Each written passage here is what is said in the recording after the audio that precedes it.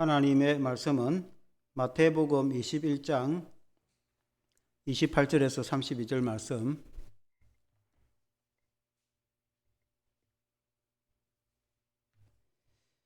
신약성경 36페이지 마태복음 21장 28절에서 32절 말씀 제가 봉독하겠습니다. 그러나 너희 생각에는 어떠하냐? 어떤 사람에게 두 아들이 있는데 맏아들에게 가서 이르되 오늘 포도원에 가서 일하라 하니 대답하여 이르되 아버지 가겠나이다 하더니 가지 아니하고 둘째 아들에게 가서 또 그와 같이 말하니 대답하여 이르되 실소이다 하였다가 그 후에 뉘우치고 갔으니 그 둘 중에 누가 아버지의 뜻대로 하였느냐? 이르되 둘째 아들이니이다. 예수께서 그들에게 이르시되 내가 진실로 너희에게 이르노니 세리들과 장녀들이 너희보다 먼저 하나님의 나라에 들어가리라. 요한이 의의 도로 너희에게 왔거늘 너희는 그를 믿지 아니하였으되 세리와 장녀는 믿었으며 너희는 이것을 보고도 끝내 뉘우쳐 믿지 아니하였도다. 아멘. 할렐루야. 두 아들의 비유라는 제목으로 말씀을 드리겠습니다. 우리 예수님이 공생의 마지막 주에 예루살렘에 들어가셔서 하나님의 성전에 가서 성전 청결을 하는 사건이 있었습니다.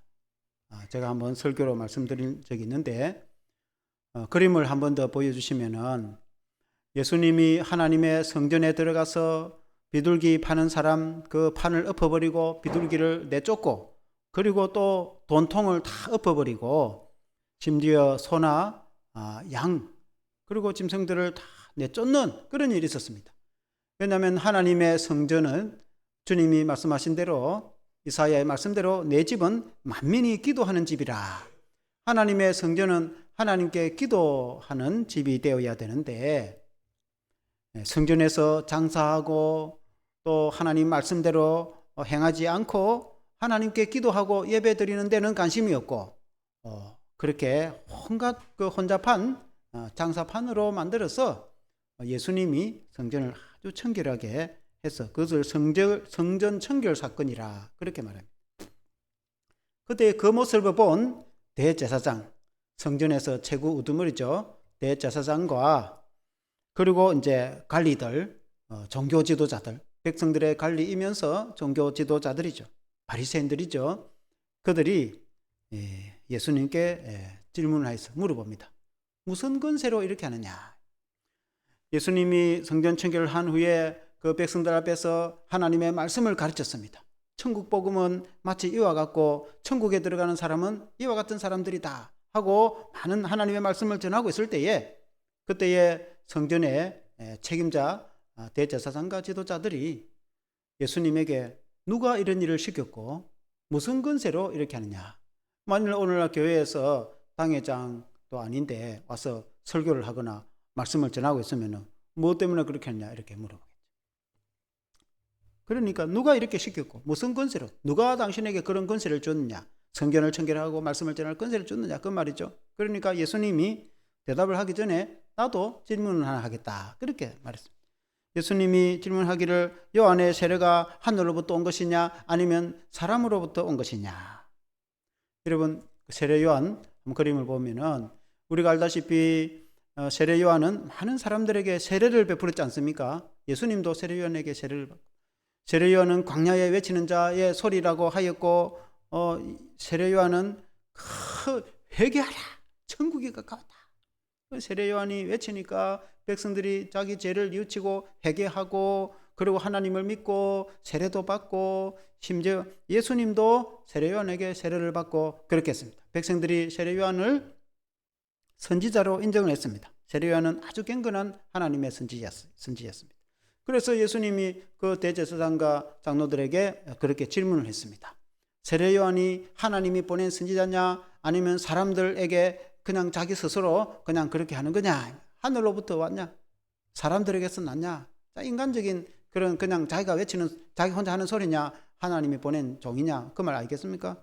그러니까 이제 그 종교 지도자들이 언론을 했습니다. 뭐라고 대답을 할까? 자기들이 언론을 하기를 하늘로부터 왔다. 세례요한은 하나님의 보낸 선지자다라고 하면은 왜 세례요한을 믿지 않느냐? 왜냐하면 세례요한은 하나님의 보낸 선지자인데 세례요한이 보내는 세례요한의 말씀을 듣지도 않고 세례요한을 믿지도 않고 세례요한을 영접하지도 않았거든요. 그건 아주 무시했습니다.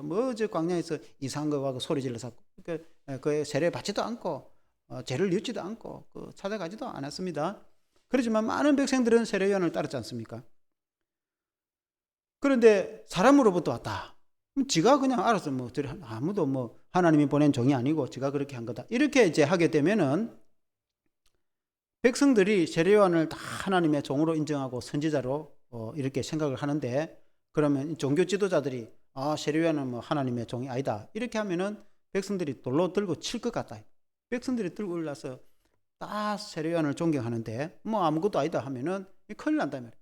그러니까 이렇게 말도 못하고 저렇게 말도 못하고 대답하기 곤란하니까 예수님에게 그들이 대답하기를 모르겠다. 우리가. 그렇게 말했어요. 모르겠다.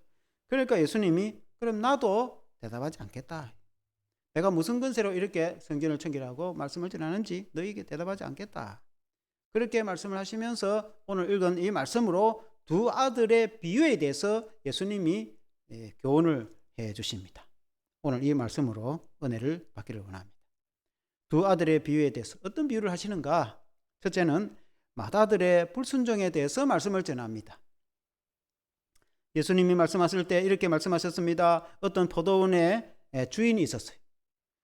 이스라엘은 포도원이 굉장히 중요합니다.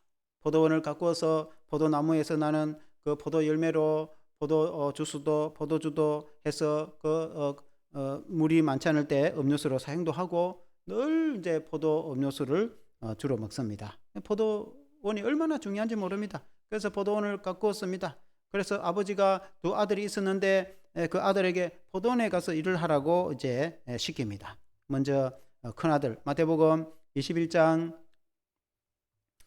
큰 아들에게 두 아들이 있어서 맏아들에게 오늘 포도원에 가서 일을 하라. 그렇게 이제 말을 했습니다. 그랬더니 맏아들이 이렇게 대답합니다. 마태복음 21장 29절에 보면은 대답하여 이르되 아버지 가겠나이다 하더니 가지 아니하고 큰아들 두 아들이 있어서 맏아들 보고 포도원에 가서 일을 하라. 일할 게 많다. 아버지가 하니까 이 아들이 하는 말이 가겠습니다. 말을 해놓고 안 가버리다. 그 말입니다. 그런데 이제 둘째 아들에게 똑같은 말을 했습니다. 둘째 아들에게도 너 포도원에 가서 일을 해라. 지금 이제 봄이 되고 일할 게 많다. 그러니까 이제 둘째 아들이 너 싫다는 거예요. 친구들이랑 놀러 가고 싶고 한데 아버지 일하러 갔냐고. 나 포도원에 일하기 싫다고. 말을 싫다고 했습니다. 그런데 친구들하고 놀러 가다가 생각해 보니까 아버지 말씀이 옳거든. 그러니까 내가 아버지 말씀에 불순종해서 잘못했구나. 내가 죄를 짓구나. 자기 잘못을 뉘우치고 깨닫고 돌이켜서 놀러 가지 않고 스스로 포도원에 가서 일을 하러 간 거예요. 그러면 아버지의 말씀에 결국 순종한 사람이 누구입니까? 여러분 누구인 것 같습니까? 둘째 아들이 있죠. 큰아들은 가겠다고 해놓고 안 가고 둘째 아들은 안 가겠다고 했지만 실제로 가서 일을 했기 때문에 둘째 아들이 말을 들었다. 그 말입니다. 그 두 아들의 비유입니다. 그 두 아들의 비유가 무슨 의미인가? 그 말입니다. 먼저 첫째 오늘 그 맏아들, 큰아들에 대한 비유입니다. 큰아들은 그때 당시 바리새인들과 종교 지도자들을 두고 한 말입니다. 예수님과 함께 지금 대화를 하고 있는 예수님 보고 무슨 건세를 이렇게 했냐고 예수님을 나무라고 책망하는 그 종교의 책임자들, 지도자들, 종교 지도자들이요 백성들의 관리들이고 그때는 정치와 종교가 하나니까 오늘은 공무원이 따로 있고 교회 목사가 따로 있고 이게 구분되어 있지만은 그 시대는 교회 지도자가 곧 사회 지도자입니다. 교회의 지도자가 곧 동장이고 교회의 지도자가 시장이고 그런 건 관리가 그때는 종교가 일치가 하나 되니까 그러니까 백성의 지도자이고 종교 지도자인 당시에 대제사장과 그 장로들이 그들을 두고 한 말입니다. 큰아들은. 왜냐하면 그 사람들은 하나님의 말씀이 전했을 때에 그 말씀대로 살겠다고 그렇게 말을 하고 종교의 지도자이기 때문에 그렇습니다. 여기서 포도원은 하나님의 나라를 의미한다고 볼 수 있습니다. 하나님의 나라는 하나님이 다스리는 나라를 하나님의 나라라고 합니다. 우리나라도 우리나라가 있고 이 땅이 있고 국민이 있고 지도자가 있고 이 나라가 건세와 땅과 백성이 이 세 가지가 있어야 국가가 되거든요. 하나님의 나라를 하나님이 다스리고 하나님의 백성이 성도고 하나님의 백성이고 하나님의 천국이 이 하나님의 나라인데, 이 하나님의 나라 천국 복음을 위해서 예수님이 오신 거 아니겠습니까? 그래서 오늘날 교회도 하나님의 나라의 일을 하는 데 아닙니까? 교회가 돈 벌고 장사하는 데가 아니고, 교회는 병원하고 다르고 교회는 학교하고 다릅니다. 교회에서 가르치기도 하지만은 교회는 세상과 다릅니다. 교회는 하나님의 나라 천국 복음을 전하고 어떻게 하면 천국 들어가고 어떻게 하면 하나님의 나라 백성으로서 천국 백성으로 살 것인가 라고 가르치고 전하는 데가 교회입니다. 교회 역시 하나님의 나라라고 볼 수가 있습니다. 그런데 예수님이 말씀을 전하고 예수님과 대화를 하는 그 상대의 대제사장과 서기관과 바리새인들이, 그들은 종교 지도자들이기 때문에 하나님의 성전을 관리하고 이렇게 하는 사람들입니다. 그들은 가장 먼저 하나님의 말씀을 받았습니다. 그들은 종교의 지도자들이기 때문에 그 말씀으로 백성들에게 가르쳤습니다. 그러나 정작 자기들의 삶은 하나님과 말씀과 관계가 없이 살아가는 거예요. 장사하고 돈 벌고 그리고 성전에서 막 양 비둘기 팔고 그래가지고 소 팔고 양 팔고 그래 돈이 많이 넣으면 그 돈 버는 데 관심이 있었지, 하나님의 말씀을 가르치고 배우고 하는 데는 관심도 없고, 그냥 형식은 하나님의 성전인데 실제로는 그 마음속에 하나님을 공경하는 마음은 없다, 그 말입니다. 만일에 오늘날 교회를 다니는 사람들이 몸은 교회에 와 있는데 그 속 마음은 전혀 하나님께 관심도 없고 예수 믿는 마음도 없고 그냥 교회만 왔다 갔다 하고 교회에서 뭐 여러 가지 이런 일 저런 일 온갖 일들을 막 하는데 실제로 하나님을 사랑하거나 예수님을 믿는 마음이 하나도 없다. 그거와 똑같은 겁니다. 그거와 똑같은. 그 뭔 의미가 있습니까? 그렇지 않습니까? 맞습니까? 교회를 다니는 것은 당연히 예수 믿고 하나님을 섬기기 때문에 교회를 다니는 거 아닙니까? 그를 위해서 우리가 또 이것도 하고 저것도 하고 성경 공부도 하고 차량 운행도 하고 또 여러 가지 온갖 행사도 하고 재밌는 게임도 하고 이런 게 하는 거는 다 신앙 때문에 하는 것이지, 그렇지 않습니까? 그때에 이 사람들이 종교 지도자들이 말은 하나님을 공경한다, 하나님 말씀이 그 말씀이 하나님 말씀 성경, 그때는 이제 두루마리가 있어. 그 성경을 이 말씀대로 산다고 말은 그렇게 했어요. 말은. 그러니까 아버지가 아들에게 포도원에 가서 일해라 그렇게 했을 때 예 하는 맏아들처럼 말은 예 하는 거예요. 그러나 실제로는 행동을 하지 않는 겁니다. 실제로는 그 속에 하나님의 있는 마음이 없어요. 그러니까 행동을 하지 않는 거예요. 그러니까 하나님 말씀대로 살지 않는 겁니다. 그러니까 외식하는 겁니다. 그래서 예수님이 하신 말씀이 그들이 가르치는 거는 들으라. 예수님 백성들에게 그들이 무슨 말을 하는지, 왜냐하면 가르치는 말은 옳은 말 해. 하나님을 잘 공경해야 된다, 바르게 살아야 된다, 악을 행하면 안 되고 우상 숭배하면 안 된다고 가르치는 거는 좋은 말로 가르치는 거예요. 그런데 그들이 실제로 삶은 그렇게 살아가지 않아요. 엉뚱 딴 데로 살아가는 거예요. 그러니까 예수님이 그들이 가르치는 거는 그대로 배우고 따라해라. 그렇지만 그들의 행동은 따라하지 마라. 그들의 삶은 그렇게 따라가지 마라. 왜 외식하는 자들이? 그러니까 말은 옳고 거룩하고 좋은 말을 하는데 실제 삶은 전혀 관계없는 삶을 살아가기 때문에 거의 극과 속이 다르단 말이에요. 외식하는 자들. 만일에 오늘 교회 다니는 사람이 그렇게 살면 어떻게 되겠어요? 말은 좋은 말 하는데 실제 삶은 전혀 관계없는, 하나님이 기뻐하고 예수님과 관계없는 그런 삶을 살아가면은 하나님 좋아하시겠습니까? 그렇게 하면 안 되겠죠. 그때의 종교 지도자들이 그렇게 했단 말입니다. 이 바리새인들이고 외식하는 자들이. 그래서 예수님이 거의 큰아들과 같은 사람들입니다. 사랑하는 성도 여러분, 오늘 우리가 교회 다니는 사람들이 그 큰아들, 맏아들처럼 그렇게 신앙생활을 하면 안 돼요. 그렇게. 우리가 교회를 다니고 믿음 생활을 할 때에 좀 부족하더라도 사람이 완전한 사람이 또 어디 있습니까? 그리고 그렇게 위대한 사람이 또 어디 있습니까? 다 부족하고 허물이 많고 어리석고 그렇다. 그렇지만은 좀 정직하고 성실하고 그래도 예수 믿고 믿음 생활을 해보려고 발버둥 치면서 하나님 말씀 붙잡고 말씀과 신앙을 따라 살아보려고 애를 쓰고 좀 더 배우고 좀 더 신앙을 따라 살아보려고 애쓰고 수고한 그게 신앙이 아니겠습니까? 아멘? 그럼 말은 만질하게 우리가 막 이렇게 거창하게 하는데 실제로는 전혀 하나님 사랑하는 마음도 없고 하나님과 관계없이 자기 마음대로 살아가 보면은 그러면 안 된다. 그게 큰아들, 그게 바리새인들, 그게 외식하는 사람. 사랑하는 성도 여러분, 우리가 교회를 다닐 때 우리는 큰아들, 맏아들처럼, 큰아들이 다 나쁘다는 뜻이 아니고 오늘의 비유가 그런 것입니다. 맏아들처럼 바리새인들처럼 외식하는 그런 신앙으로 우리가 신앙생활을 하지 말아야 될 줄 믿습니다. 우리가 좀 부족해도 정직하고 성실하게 그렇게 신앙생활을 해야 될 줄 믿습니다. 그 다음에 두 번째는 작은 아들의 순종입니다. 작은 아들의 순종. 이제 이 둘째 아들은 이제 순종을 하는데 처음에 그 큰아들처럼 아버지가 역시 작은 아들 보고 너 가서 둘째 아들 보고 가서 포도원에 가서 일하라 그렇게 말합니다. 그러니까 30절에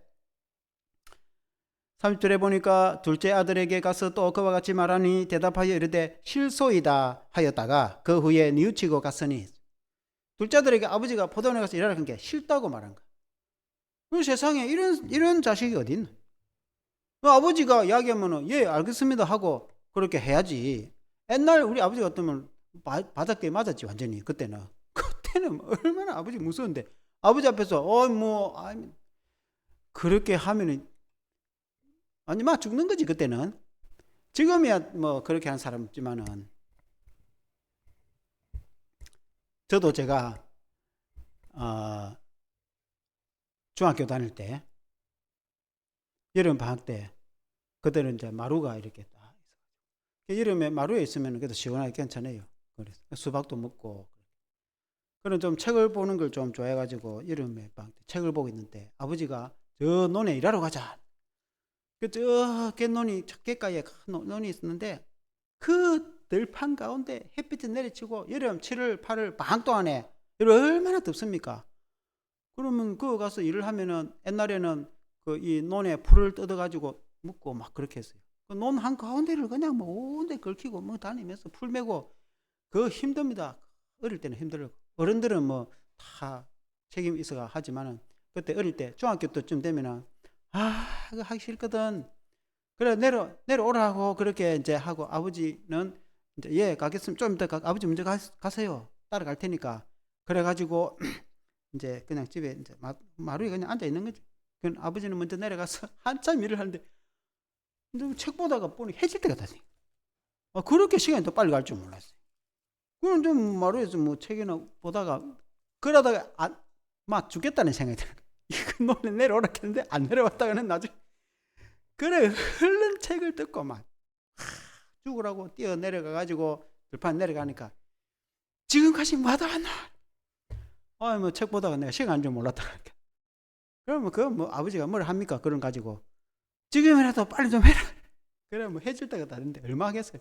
조금 같이 하다가 뭐 그냥 올라오는 거지. 예, 그럴 때도 있었어요. 그러니 이 들판에 가서 일을 하는 게 쉽지 않습니다. 이 둘째 아들이 친구들하고 놀러 가고 싶고 일하러 가기 싫은 거예요. 그걸 안 간다는 거예요. 그래도 우리는 안 간다는 또 말은 못했어요. 안 간다 하다가는 그 자리에서 뭐 가만 안 있거든. 그때는 바지기에 짝대기 들고 딱 이렇게 설치기 때문에. 근데 이제 그때는 이 아버지는 이 자식은 또 당돌해요. 아버지한테 떼놓고 너 안 간다고 일하러 가는데 안 간다고 그렇게 말해. 이 천하의 이런 불효자식의 세상이 어딘. 아버지가 가라는데 일하러 가야지 안 간다고 그렇게 말했어요. 그런데 놀러 가다가 일하러 안 간다 하고 놀러 가보서 친구들은 놀러 가다가 생각해 보니까 왜 내가 아버지 말씀을 어겼나, 내가 잘못했구나, 그런 뉘우치고 다시 돌이켜서 자기 혼자 스스로 포도원에 가서 일을 하러 갔습니다. 이 사람들은 누구냐? 세리들과 창녀들이다고 말합니다. 31절에 보니까 그 둘 중에 누가 아버지의 뜻대로 하였느냐? 예수님이 이 이야기를 쭉 하고 누군지 말은 안 했습니다. 그리고 질문을 합니다. 아버지 뜻대로 한 사람이 큰아들이냐 작은 아들이냐 맏아들이냐 둘째냐 하니까 다 듣는 사람들이 다 둘째 아들입니다. 그렇게 말합니다. 여러분들이 대답한 것처럼 둘째 아들입니다. 예수께서 그들에게 이르시되 내가 진실로 너희에게 이르노니 세리들과 창녀들이 너희보다 먼저 하나님의 나라에 들어가리라. 그 둘째 아들은 세리들과 창녀들 같은 죄인들이다. 그렇게 말합니다.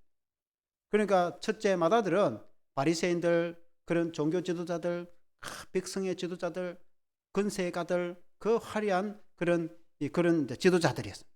그러나 둘째 아들은 누구를 비롯하느냐? 죄인들, 백성들 중에 죄인 중에 죄인들, 창녀들, 술집 여자들, 또 세리들, 그런 아주 죄인들 중에 죄인들, 그들이 먼저 천국에 들어갈 거다. 그렇게 예수님이 하신 말씀으로 봐서 이 둘째 아들은 죄인들을 두고 하는 말입니다. 왜 그 죄인들이 그러면 그렇게 하냐? 예수님이 설명을 해줍니다. 세리와 창녀들입니다. 이렇게 말을 했어요. 이 세리는 그때 당시에 세금 거두는 사람, 세리라고 합니다. 제가 전에도 말씀드렸지만은 이 당시에는 로마 지배하에 있었어요. 지금부터 2000년 전에 유대가 역사적으로 로마 지배하에 있었어요. 마치 우리나라가 일제 지배하에 있을 때하고 똑같습니다. 그러면 일본 밑에 있을 때에 친일파 그런 일본 밑에 빌어먹고 사는 사람들 있잖아요. 조선 사람들 매질하고 그리고 세금을 강탈해가지고 빼앗아갖고 일본한테 바쳐보면은 조선 사람이 좋다 하겠습니까? 누가 좋다 하겠습니까? 일축시켰죠. 그 시대에 그와 똑같은 겁니다. 로마에 군대가 들어와서 점령을 해서 지배를 하니까 그 세금을 다 엄청나게 거둬간단 말이에요. 돈 벌어놓으면 세금 다 가지고, 농사 지어놓으면 웬만한 세금 다 가지고. 그러니까 백성들의 세금을 착취를 해가지고 로마에 바쳐버리니까 이 시민들이 얼마나 싫어하겠어요. 국민들이, 유대 이스라엘 백성들이 저 매국노 같은, 그러니까 그 사람들은 창녀와 같은 수준으로 죄인으로 취급한 거예요. 세금 거두는 이 사람들은 그런 죄인들 같은 정도로 죄인이라고 이렇게 생각했어요. 세리 가면은 그냥 죄인인 거예요. 오늘날은 뭐 세금 공무원이면 뭐 얼마나 좋습니까? 그러나 그 시대는 그 시대였다 이 말이죠. 그리고 이제 창녀들은 자기 몸을 팔아가 돈 벌고 살죠. 이스라엘 땅에는 창녀나 그런 거 하지 말라고, 그건 돌로 쳐 죽여야 된다고 그렇게 했습니다. 그러나 로마 지배하에 너무나 먹고 살기 힘들고, 그러니까 뭐 여자들 취직을 시켜줍니까? 그러니까 뭐 남편도 없고 혼자 살고, 그러니까 아무것도 해서 굶어 죽을 는 없으니까 술집에 가거나 몸을 팔아서 생계를 유지하는 그런 사람이 있었는데, 그래서 그런 이제 죄인들입니다. 그런데 문제는 그 사람들이 하나님을 믿었다 그 말입니다. 왜 그런가? 32절에 보니까 32절에 요한이 의의 도로 너희에게 왔거늘 너희는 그를 믿지 아니하였되 세리와 창녀는 믿었으며 너희는 이것을 보고도 끝내 뉘우쳐 믿지 아니하였도다. 그러니까 세례 요한이 회개하라, 너희들 죄를 회개하고 천국이 가까웠으니까 오늘 말하면 예수님을 믿고 죄 용서를 받아라, 그렇게 외쳤단 말입니다. 그러니까 세리와 창녀들이 생각해 보니까 그래, 맞는 말이네. 나 같은 이런 죄인이 이 죄 짓고 이렇게 살다가 나중에 하나님 앞에 벌 받으면 어떻게 되겠나. 저 세례 요한이 회개하고 그렇게 하면 구원해 준다 하니까 자기 죄를 뉘우치고 깨닫고 회개하고 세례 요한에 가서 내가 죄인입니다, 내가 잘못했습니다, 내가 잘못 살았습니다 라고 자기 자신을 뉘우치고 세례 요한의 세례를 받고 새 사람이 돼서 이제는 새로운 사람으로 변화가 되어서 하나님의 백성으로 바뀌었다 이 말이에요. 그런데 이 바리새인들은 종교 지도자들이고 겉으로 보기는 거룩하고 아주 하나님 말씀대로 사는 것처럼 보이는데 실제로는 속에 죄가 가득하고 그리고는 온갖 돈만 밝히고 그런 이제 사람들이었습니다. 세례 요한이 회개하라, 죄인들 다 죄인들이지. 뭐 모든 국민이, 모든 사람들이 다 죄인이죠. 그래서 그 죄를 회개할 때 내가 무슨 죄가 있다고, 니나 회개하라. 그러니까 회개하지도 않고 세례 요한이 막 하는 말씀 들으니까, 그러니까 뭐 촌놈이 별 쓸데없는 소리 하고 있네 하고 치부하고 그 말씀 듣지도 않았다 그 말입니다. 그렇지만은 이 세리와 창녀들은 회개하고 뉘우쳤다. 오늘날 뭐 저와 여러분들이 뭐 그렇게 뭐 죄짓고 돌아다니고 뭐 그렇게 하지는 물론 않습니다. 우리가 뭐 술집을 경영하거나 뭐 술집 물론 경영하는 게 뭐 큰 죄는 아니지만 어쨌든 그러나 우리가 평범하게 살아가지만은 인간은 다 똑같은 죄인이다 그 말이에요. 죄인. 여러분 어떤 큰 호수가 있는데 그게 돌멩이로 확 집어 던져가지고 큰 돌멩이를 집어 던지면 붕덩 빠지죠. 당연히 빠지지, 당연히. 그러면 자그마한 이런 주먹만한 돌멩이를 확 집어 던지면 그 물에 뜹니까? 돌멩이가 물에 뜹니까 안 뜹니까? 안 뜹니다. 돌멩이가 물에 뜰 수 없어요. 그냥 확 물에 가라앉아버리지. 그런 큰 바위를 집어 던지면 물에 붕덩 빠지고, 자그마한 돌멩이 던지면 물에 뜹니까? 뜨질 않아요. 다 가라앉습니다. 그러니까 큰 죄인이나 작은 죄인이나 다 죄인은 마찬가지다 이 말이에요. 모든 사람이 다 죄인이다 이 말이에요. 하나님을 떠나서 예수님을 믿지 않고 살아가는 모든 인간이 그냥 다 죄인이다 이 말이에요. 세리나 창녀들만 죄인이 아니라 그 인간 자체가 죄인이다 말이에요. 저와 여러분도 마찬가지로 우리도 다 죄인이다 말이에요. 우리가 다 죄인인데 세례요한에 외치는 것처럼 회개하고 우리가 예수님을 믿고 예수님의 피로 제3을 받아서 우리가 하나님의 자녀가 되어서 새 사람이 되었어. 이전에는 우리가 죄 가운데 살았지만은 이제는 예수님을 믿어서 새 사람이 되었으니까 하나님을 섬기고 믿음과 신앙을 따라 살아가면은 하나님 보실 때에 얼마나 아름답게 얼마나 멋있게 보이겠습니까? 그러니까 예수 믿기 전에는 우리가 온갖 죄 가운데서 세상 가운데 자기 마음대로 살고 내 마음대로 살고 뭐 교회도 안 다니고 그때는 내 마음대로 죄짓고 살았지만은 우리가 어떻게 복음을 들어가 예수님을 믿고 나서 보니까 예수님의 피로 내 죄가 사함받고 내가 용서받고 구원받았으니까 하나님의 백성이 되었으니까 얼마나 감사한지 이제는 우리가 예수 믿고 새 사람이 되었어. 믿음과 신앙을 따라서 살아간다 그 말입니다. 꼭 세례와 장로와 같이 다 그렇지 않더라도 그 사람들이라도 또 재회개하고 예수 믿으면 다 구원받죠. 누구든지 아무리 종교 지도자들이나 정치 지도자들이나 교육자들이나 세상의 권세가들이나 또 누구든지 그 사람도 다 죄를 뉘우치고 예수 믿으면 다 구원을 받고 이 세상에 살아가는 모든 사람들 누구든지 다 죄인인데 예수 믿으면 제산 받고 구원받고 비록 죄 가운데서 또 진짜 죄 가운데서 세리와 창녀같이 그렇게 참 매국노처럼 그렇게 살다가도 진짜 자기 죄를 뉘우치고 회개하고 예수 믿고 새 사람이 되면은 새 사람이 될 수 있는 거죠. 다 누구든지 다 똑같다 그 말이에요. 그런데 중요한 거는 이 둘자들처럼 이 세리와 창녀들은 자기 죄를 진정으로 뉘우치고 회개하고 돌이켜서 새 사람이 된 겁니다. 이제는 하나님의 백성으로 살아갑니다. 새 사람이 되었어요. 그러나 이 종교 지도자들은 여전히 새 사람이 안 됐어요. 여전히 겉으로는 화려한 옷을 입고 겉으로는 좋은 말을 하고 겉으로는 아주 종교적인 행위도 하고 뭔가 거창한 것 같은데 실제로는 그 속에는 여전히 죄가 가득하고 변화된 게 하나도 없어요. 그 말은 예수님이 다 알고 있단 말이에요. 예수님이 끝과 속을 다 알고 있단 말이에요. 그러니까 여전히 죄 가운데 있는 그 사람들은 아직도 죄인이고 그러나 장녀와 세리들은 새 사람이 된 겁니다. 누가 하나님 뜻에 합당한 사람이 되겠습니까? 누가 하나님이 기뻐하는 사람이 되겠습니까? 죄인들이 회개하고 하나님 말씀대로 사는 사람을 하나님이 기뻐하겠죠. 그런 비유이다 그 말입니다. 그래서 예수님이 성전을 청결하고 막 그 비둘기 판 엎어버리고 돈통 엎어버리고 우양을 쫓아내버리고 막 그렇게 하니까 무슨 권세로 이렇게 하느냐고 나무라니까 너희는 그럼 왜 세례요한을 말씀대로 회개하고 왜 안 하냐? 그러니까 자기들은 전혀 회개하거나 변화되는 거 없는데 예수님이 바른 행동을 하고 바른 말 하니까 예수님을 책망하고 그렇게 했어. 예수님이 죄인이 어떤 사람이며 진정한 죄인은 어떤 사람이며 죄 용서받고 구원받는 사람은 어떤 사람이라는 것을 설명을 하고 비유로 설명을 해 줬는데 여러분 이해가 되십니까? 이해가 되죠? 아멘. 그게 신앙이다. 그게 신앙. 제가 탈북자 간증을 하는 그걸 본 적이 있는데 북한에서 탈북해서 남한에 정착해 잘 살고 있는 사람이에요. 어떤 젊은 여성인데 이분이 아버지가 국군 포로 6.25 전쟁 때에 나이 20대 군대에 입대해가지고 21살 때 북한군에게 포로로 잡혀가서 북한에 끌려갔다 그 말입니다. 그 이승만 정권 때에 포로 교환을 하고 막 그랬어요. 우리 공산군 포로들 그제도 수용소 있다가 그래서 이제 이 남북한 해비가 포로 교환을 하고 했는데 일부는 내려왔어요. 일부는 조금 내려왔는데 많은 경우에 한 7만 명 정도 못 내려왔다는 거예요. 그럼 왜 못 내려왔는가? 북한군이 이제 너가 오른쪽에 서가지고 고향에 남한에 내려가고 싶은 사람 오른쪽에 서라. 북한에 남아서 살고 싶은 사람 왼쪽에 서라.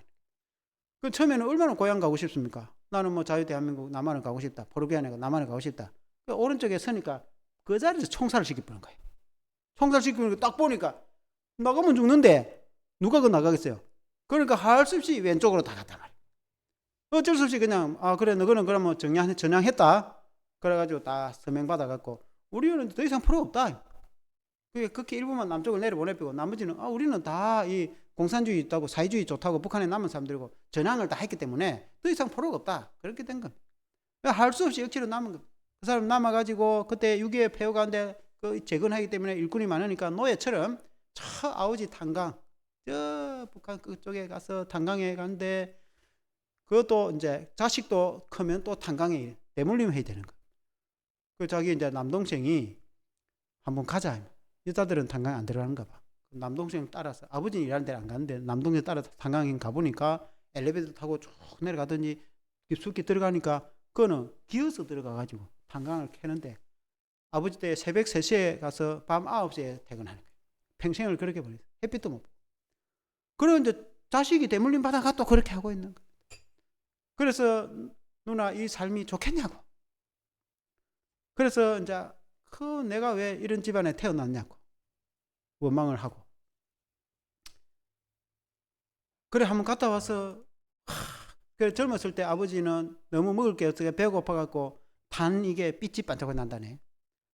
그걸 갖다가 씹어서 먹었다는 거예요. 그래 허기를 채우고 옛날에는 그럴 정도로 인생을 버텨온 겁니다. 그래서 이 딸이 참 어떻게 이렇게 살까 하고 있는데 이제 이 아버지가 이제 나이도 들고 이러니까 술을 먹고 나면은 하고 싶은 말을 해보는 거예요.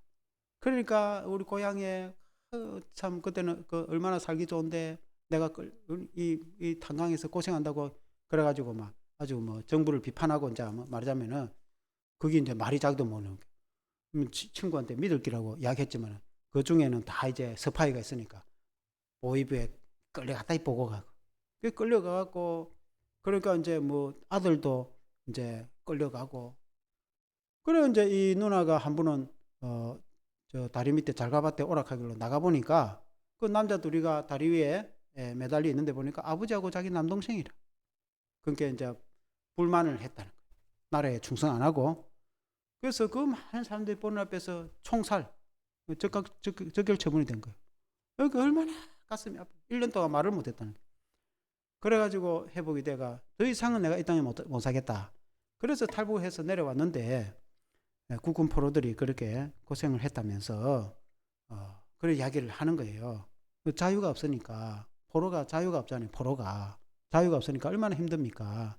지금은 이제 대한민국에서 자유롭게 사는데 제가 말씀드리고 싶은 것은 자유라는 것이 얼마나 좋은지 모르는데 진정한 자유는 예수님을 믿을 때에 예수님을 알 때에 진정한 자유가 생겨요. 우리가 정치적인 자유도 중요한데 우리의 몸이 자유롭게 노예로 사는 게 중요하겠습니까? 좋겠습니까? 자유롭게 다니는 사람이 좋겠습니까? 노예로 안 살고 자유롭게 다니면 더 좋겠죠. 얼마나 좋겠습니까? 정치적인 자유도 중요한데 그보다 더 중요한 거는 우리의 정신적인 자유. 내가 죄의 노예, 아까 세리나 장녀들처럼 죄에 매달려가지고 죄에 끌려가지고 눈에는 안 보이지만은 죄 때문에 끌려서 살아가는 그런 죄의 노예의 인생으로 살아갈 수가 있다 이 말이에요. 인생이 다 그렇다 이 말이에요. 인생이. 그러나 우리가 예수님을 믿으면은 그 죄에서 해방이 돼서 자유케 되어진다. 얼마나 좋습니까? 예수님이 아니면은 안 돼요. 내가 마음을 가다듬고 내가 어떻게 잘해보겠다. 그래가지고 내가 한번 죄에서 자유롭게 한번 돼가지고 해보겠다. 그 천만의 말씀. 그게 안 돼요. 왜냐면 우리 인간은 죄에 찌들어 있어가지고 죄가 눌리기 때문에 그건 스스로가 헤어나올 수가 없어요. 스스로가 죄에서 자유롭게 돼가지고 알겠죠. 그러면 기독교가 필요가 없고 그러면 예수 믿을 필요가 없는 거지. 예수님이 십자가에 죽을 필요가 없는 거지. 그러나 그 인간이 그래 안 됩니다. 스스로가 죄를 이길 수가 없어요. 그러나 반대로 예수님의 십자가가 있으면 죄를 이길 수 있는 믿음이 생깁니다. 우리는 좀 비록 부족하지만은 예수님을 믿고 예수님의 십자가를 붙들면은 죄를 이기고 자유하게 되는 믿음이 생기는 거예요. 아멘. 그래서 죄에서 자유가 되니까 얼마나 좋습니까? 조금 전에 두 아들의 비유를 말했는데 그 아들의 비유에 그 맏아들은 종교 지도자들로서 거룩하고 겉으로 보기에 화려하고 그렇지만은 그것 갖고 죄에서 자유할 수가 없다 이 말입니다. 세상의 권세를 가지고 세상의 돈을 가지고 세상의 어떤 그런 걸로 가지고 종교를 가지고 자유해가지고 내가 이길 수가 없어요. 그것 갖고 안 돼요.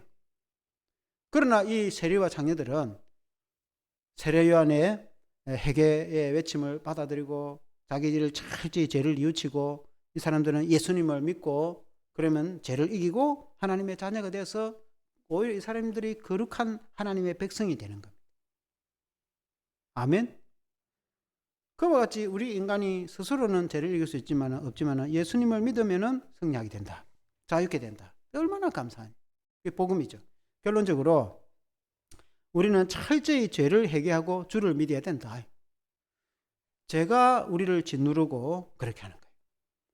그러니까 이 죄라는 것은 이 당시에 종교 지도자들이나 권력가 이 사람들도 겉으로는 화려하지만 속으로 밀려오는 죄를 이길 수가 없어요. 돈으로도 안 돼요. 그리고 이제 세리와 장교들 것처럼 이 세리는 돈의 노예거든요. 돈 버는데 막 불법을 해서라도 나라를 팔아먹어도 막 돈을 벌겠다. 이 세리는 돈을 버는 사람들. 이 장녀들은 이 육체적 쾌락을 이기지 못하고 죄를 짓는 사람. 그러니까 이 종교 지도자들은 권력에 매여 가지고 죄를 짓는 사람들. 그러니까 그런 이제 각자 죄를 짓는 사람들 그 죄에 매여서 살아가는데 그러나 정말 자신의 죄를 뉘우치고 예수님을 믿으면은 우리가 세상을 이기고 죄를 이기고 승리하게 되는데 얼마나 감사한지. 그래서 철저히 우리가 뭐 세리들처럼 장녀들처럼 우리가 뭐 그렇게 사는 건 아니지만은 그래도 인간의 죄라는 것은 무서운 것이기 때문에 그리고 죄에서부터 자유롭게 되는 것이 얼마나 좋은지 모르죠. 그러니까 우리가 철저히 죄를 멀리하고 회개하고 뉘우치고 죄를 떠나는 그런 마음이 있어야 되는 거예요. 철저히 우리 자신의 죄를 회개하고 뉘우치는 마음이 누구든지 있어야 된다. 종교 지도자들은 그런 뉘우치는 마음이 없어요. 내가 무슨 죄가 있나요? 너거나 회개해라. 그러니까 안 되는 거예요. 그러나 이 죄인들은 맞다. 나는 죄인이다. 가슴을 치고 회개를 하는 거예요. 그러니까 이제 새 사람이 될 수 있는 거죠.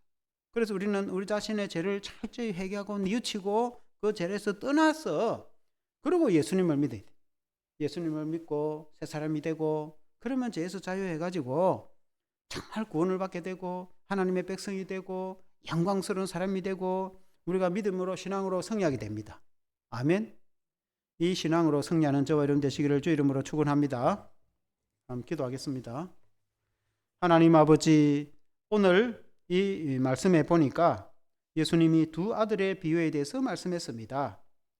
그때 당시에 종교 지도자들은 그들이 죄를 뉘우치지도 않고 권력을 이용하고 또 돈을 탐하고 그 속에는 죄로 가득 차 있었습니다. 심지어 예수님을 영접하지도 않았습니다. 그러나 세상에서 돈만 밝히는 세리들이나 온갖 죄악 가운데 살아가던 장녀들이나 그런 죄인 중에 죄인들도 그들이 철저히 회개하고 죄를 뉘우치고 예수님을 믿어서 새 사람이 될 수 있다는 것을 보여줍니다. 하나님 아버지, 오늘날 우리가 믿음으로 살아갈 때에 세상의 모든 사람들은 다 죄인이라고 성경에 말씀하고 있습니다. 우리의 인생이 다 죄 가운데 살아갈 수밖에 없고 영원한 심판을 받을 수밖에 없는 처지에 놓였을 때에 우리 예수님이 십자가로 우리를 구원해 주시니까 우리가 철저히 우리 죄를 뉘우치고 회개하고 죄에서 멀어지고 또 예수님을 믿어서 믿음과 신앙으로 살아갈 때에 우리 스스로가 죄를 이기며 승리할 수 없다는 것을 고백하고 우리가 이 세상에서 죄를 이기고 믿음으로 구원을 얻을 수 있는 것은 오직 우리 주 예수 그리스도밖에 없다는 것을 알고 우리가 주님을 믿고 주님의 피로 깨끗해지고 믿음과 신앙으로 살아갈 때에 우리가 넉넉히 승리하게 되는 것을 믿습니다. 그러면 우리가 주님을 믿는 것이 얼마나 좋은지, 주님을 통해서 자유롭게 되는 것이 얼마나 좋은지, 우리가 정치적 자유도 중요하고 우리의 몸으로 자유롭게 다니는 것도 중요한데 정말 우리의 영혼이 자유롭게 되니 우리가 정말 죄의 노예가 되어서 정말 우리가 비참하게 인생을 사다가 영원한 지옥 행부를 정말 받을 수밖에 없는 그런 처지에 놓였을 때에 예수님을 믿어서 예수님의 이름으로 제사함받고 구원받고 죄에서 자유롭게 되고 우리가 영원한 천국을 또 얻게 되고 이 땅에서 우리가 주 안에서 자유롭게 되니까 얼마나 감사한지 우리가 이 믿음으로 승리하도록 도와주시옵소서. 예수 그리스도 이름으로 기도합나이다. 아멘.